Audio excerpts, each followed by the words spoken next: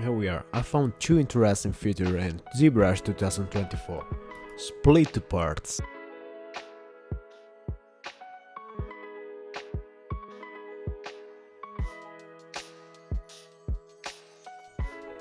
Using the knife normally, nothing changes.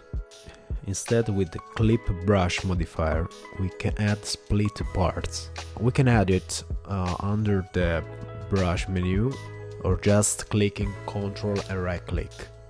This method we can easily separate each part of the mesh.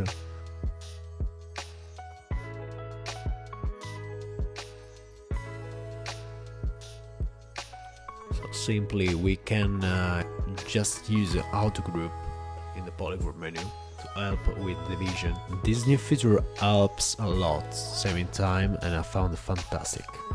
We can also combining the split parts with P radius, and if we cut normally, we remove according to the draw size of the brush. Instead, if we can use slicing, but we press Alt, we invert.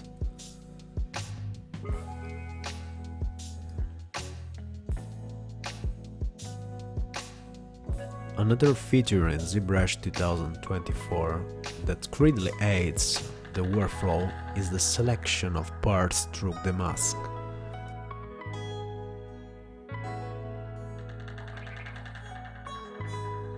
By selecting the part normally, there is no need to manually clean the mask.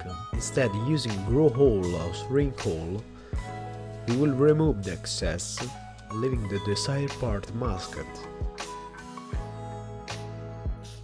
Thanks for watching. If you enjoyed the content, don't forget to like, subscribe, and everything you want to do.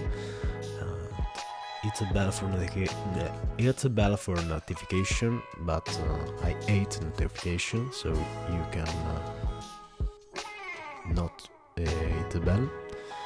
And see you in next video.